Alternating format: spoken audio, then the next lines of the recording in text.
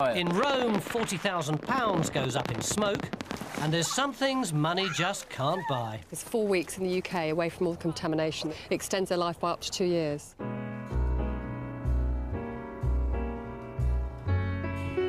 Come fly with me, let's fly away.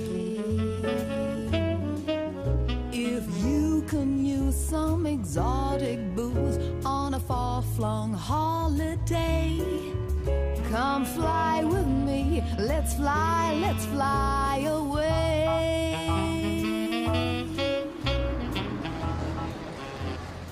They didn't tell me I needed photographic evidence. It's not regulations without the whole of the UK. I've got to get on it to get my children. I've got ID, I've got all the rest of it. I've said I'll fax it. Please let me on the flight so I can get my kids. It's not compulsory in any other airline. I'll have to put you on to the next one.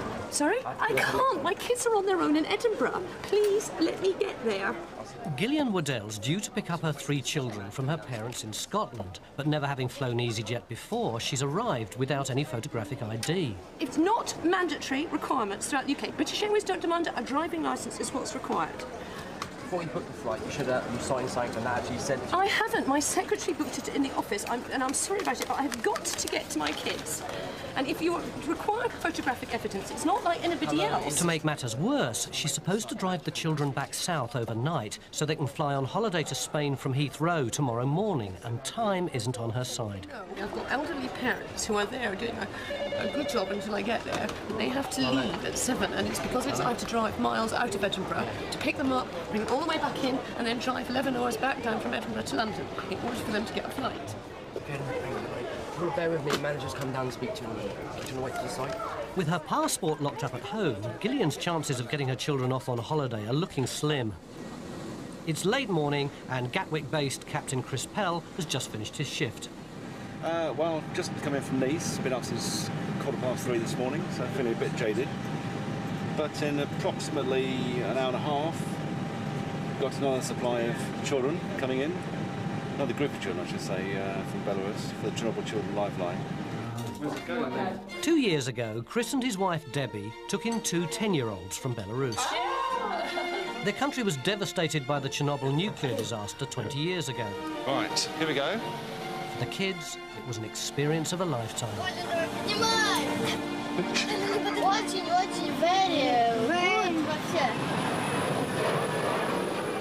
This year at Gatwick, Chris and his wife Debbie are waiting for a new set of arrivals. But this time, they're being a bit more ambitious. We have Ivan, who's 18, and Mikita. They're a family of 5 that are coming over, and the 3 other girls are Yana, Karina, and Diana. This particular family of 5 are orphans. Their mother died. They only had their mother, and she died at Christmas. And they're now living with the neighbour. So I think it'll give the neighbour a break, and it'll give them a little bit of time away. It's not long before a wave of Belarusian children arrive, and Chris and Debbie make their introductions. And this is Chris. I'm Chris. Hello. How are you? Is that yours? Privyat. Chris. I don't know who this is. Is this yours, darling? Hello. Ivan? Privyat. Yes. Do you know who this is? Oh, they're wonderful children. I'll say hello to Ivan. Ivan. Ivan, is it? Ivan.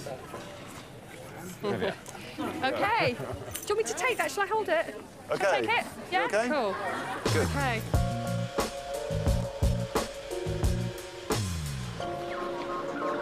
Bristol Airport. Check-in for Inverness is open, and luggage is moving smoothly off down the ramp. Except that is for student Peter Loveday and his friends. If you can get some kind of bubble wrap or packaging for them, then we'll accept them, otherwise we can't accept them. OK, how long have we got anyway? We've got our 2 minutes, so by 12 o'clock. OK. We're cycling John O'Groats to Land's End, and we've just been told we need boxes for our bikes. We haven't got any boxes, and we might not be able to fly, which is a bit of a pain. Doing it for charity, so it's a real pain. What charity are you doing it for? A charity called the Melza James House, it's a children's hospice, so it's a good cause. But obviously we need to get our bikes on, otherwise we're not going to be able to do it. So we get paid to send it to charity. What they really need are 4 £80 padded bike bags, readily available from your local bike shop. But being students, they've come up with a slightly cheaper alternative. Cardboard boxes from Smith's. Oh, and a beach mat. How sufficient? Do you have to cover the wheels or what?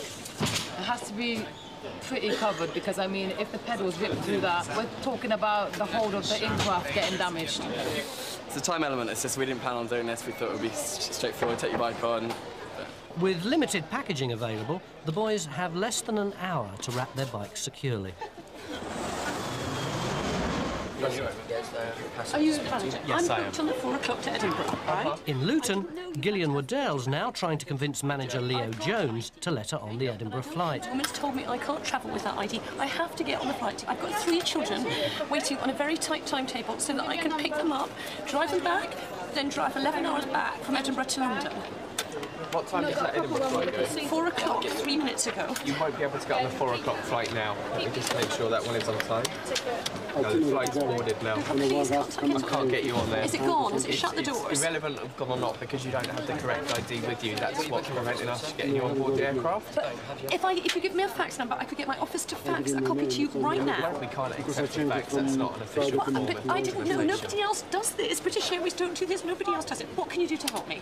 I can happily give you a free transfer to a later flight when you can get us I a can't document. get all the way home. I'll never get back for the 6 o'clock. It'll take 5 hours to get back to London. Somebody courier it, maybe? No, I haven't got money to spend £90 couriering it to get a flight to get there. We're not made of money. Why do you think we come in an Easyjet ticket? We've got a couple more seats on the later flights. And I Can we can't- go ahead and sell them, or did you want one of them? But I haven't got my passport. And you won't accept me without a passport. What you're saying is you can't fly later on today. I can't get back and right. forwards in So 4.5 hours. can we It go takes ahead and 8 sell? hours. Do what you want.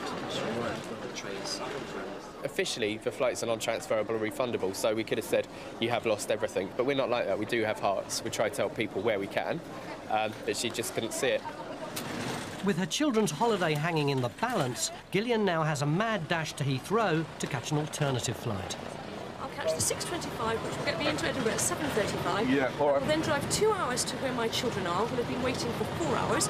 I will then jump in a car and drive all the way back down to London, breaking or risking our necks and all the rest of it, in order to make the time to...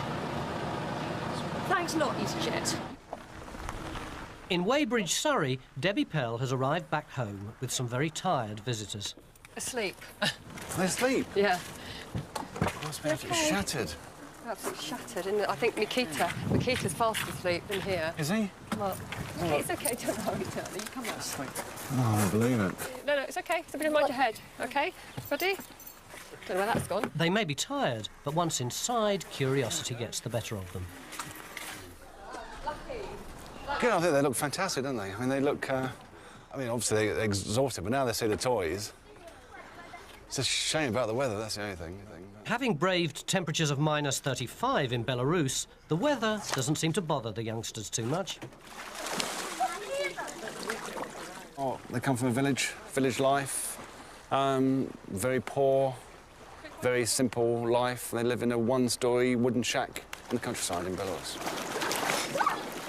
I think when the kids sort of turn up to our home and the house they're staying in, it would be mind-boggling for them. It really helps children coming over here because 4 weeks in the UK away from all the contamination that's still in Belarus extends their life by up to 2 years. So physically it's going to help them, as well as just having a great time. At Bristol, the boys have been busy wrapping their bikes in, well, whatever they can lay their hands on. May not look pretty, but as long as it works. But it's Supervisor Michelle who's going to have to OK the wrapping before they can check in. You can use your wrapping. I think I need a little bit more tape round. Okay. Yeah, just to make it look... It's quite bizarre, actually. As long as I get the pedal up. Yes, if you can get that out of the way, that's fine. Yeah, cool. I think perhaps the guys worked on Blue Peter at some time or another. It's quite bizarre, but it's better than nothing. Michelle's fairly forgiving, which is good, because the reason for the Demelza James House charity trip is more heartfelt than Peter first let on. James is my cousin, and he died of a terminal illness called MPS when he was 11 years old. And they set up, my auntie and uncle set up a charity called James House in order to help children. And I thought it was a worthy cause to support, so that's why getting some money for that. So Nearly done. John, how's this coming along? I'm running low on car. With only one bike covered and another 3 to go, the boys are rapidly running out of time. The truth is that if we run out of cardboard, we can't go on this trip, unfortunately. So it's a major emergency. Edinburgh. Edinburgh. Where is your hotel? The city centre of the Belfast. Right, you're not going to... Do you have anything photographic at all? Any photographic ID? Because you can't travel without it. Sunghwa Zhao has been travelling with friends from Newcastle. She's booked on the last flight from Belfast to Edinburgh, but she's left her passport at a hostel in the city centre. What's your advice? The only thing would be really tomorrow morning's flight. The only thing I can suggest is that you dash to Belfast, come back. I'll be here till at least 9:30, 10 o'clock, and we'll see what we can sort out for you when you come back, if you've missed all the flights. But I mean, then you're going to be coming all the way back to then maybe not get on a flight. It's up to you whether you'd be safer to change to tomorrow's flight. I go back to Belfast if the time is not enough. Just change tomorrow morning. Change to tomorrow morning, yeah. Okay, so we'll see you when you get back. Fingers crossed. With less than an hour to make a return trip to the city centre, time's going to be tight. In Bristol, having completely run out of cardboard, the boys' efforts have stalled and Michelle's not impressed. That's awful. We have a plethora of packaging. Finish off with a bit of plastic from a drinks bottle over on that side. I think we might have to do a little bit better with that one. But luckily, Peter and John have rustled up a substitute. More beach mats. These are our beach mats. Going to come in quite handy on the tour, I'm sure. But yeah, hopefully we'll cover our bikes. So. We have 10 minutes, lads, to check in on this flight. Is that ready? Yeah, that's fine. We'll get you that checked in. Yeah, you can. It's like it's a knockout. Who's going to get the bike first so we can get it on board? I think because it is for a charity bike ride, we've been extra lenient here because it's not the best. Any more passengers travelling to Inverness? With only minutes to spare, the boys and their alternative bike bags are finally allowed to check in. Are we all in? Done and done? Too sweet then. We'll board in about 2 seconds. Thanks a lot, lads. Thank you very much. Oh, we got them on. Well, there's about 30 seconds before boarding. Over in Belfast, Sunghwa Zhao and her friends should be well on their way to the hostel, but there's been a change of plan. So can she change to Newcastle? Maybe the Newcastle, you still need to be back here for 5 to 9 to get on the Newcastle flight. Just wait here. Sunghwa has now decided to try and catch the last flight to Newcastle with her friends and spend the weekend with them. Telephone this hostel to tell them. This one here? Yes. And to make sure she gets that flight, she wants the hostel to send her passport direct by taxi. Can you remember your room number? 28. 28. 27. 26. 27. 27. 27. Yes. Oh, hello, my name's Tracy. I work for Easyjet at Belfast International Airport. I have a passenger here who has left their passport in your hostel. Is there any way that you could put that in a taxi and get it to the airport, and the passenger will pay for the taxi once it arrives? It's just otherwise she isn't going to be able to travel tonight. Thanks for your help now. Thank you. Bye. They definitely have your passport there. He's going to ring me back and try and arrange to get the passport in a taxi as quickly as possible. So as soon as he rings me back, we'll go from there and see what we can do for you, OK? The hostel's happy to help, but will the taxi arrive in time?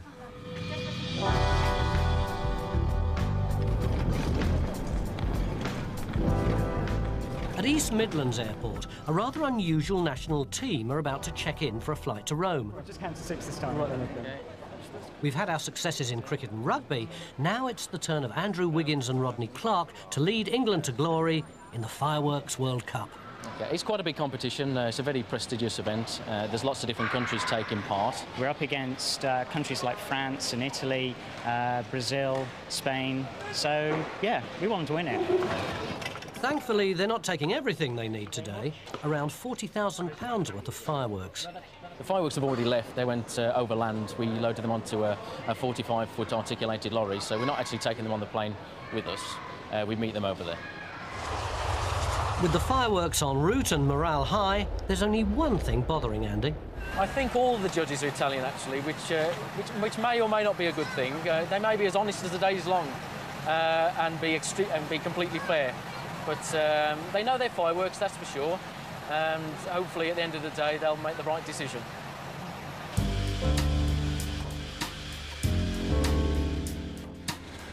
At Gatwick, the morning flight to Inverness is getting ready to leave.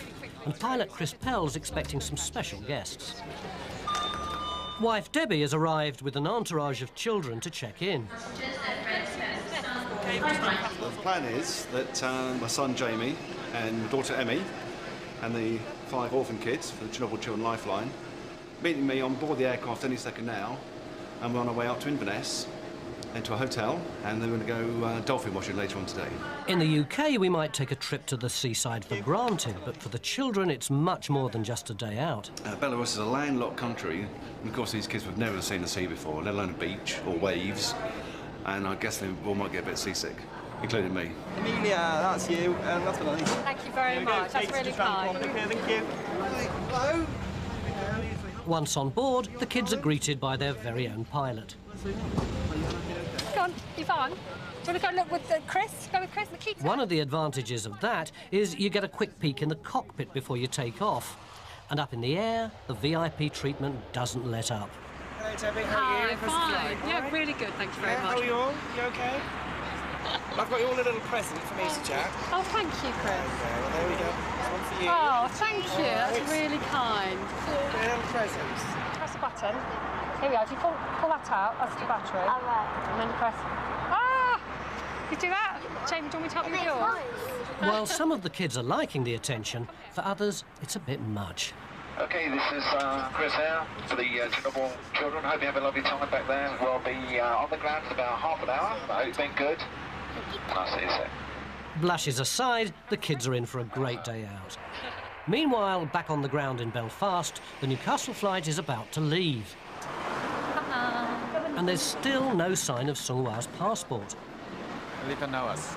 Just 50 minutes left. With check-in about to close, it's not looking good.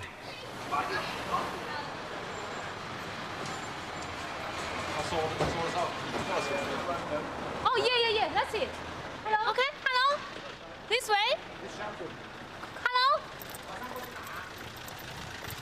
Hello? Sir? Just a sec. Just for the passport? You want to pay that? Yeah. How much? 25. 25? Okay, thank you very much, okay, sir. all the best. Okay. Oh. The taxi might have arrived, but is it too late?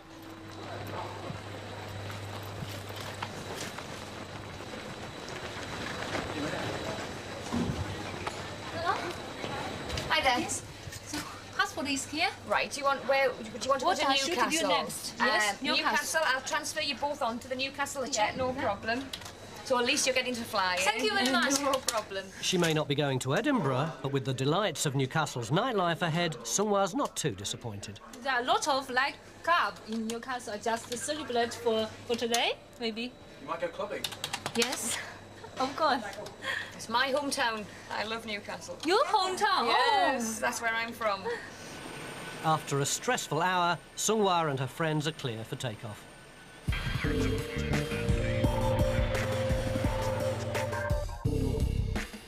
Right, have you finished that yet? Making the final connection. In Valmontone on the outskirts of Rome, the British fireworks team have been working through the night in their bid for the World Championship. They're mad. They've been up since yesterday morning, probably about 48 hours before they go to bed. All for 26 minutes. To get those 26 minutes, 2 tons of fireworks need to be wired and connected to a computer. A seemingly mammoth task, but Andy's not worried. I'm feeling very confident if we manage to get the show out and wire it in how it should be. I'm very confident that we're going to do well. As darkness falls, the crowds gather, and it's time for the team to see if all their hard work has paid off. Ready, arm, and 5, 4, 3, 2, 1, fire.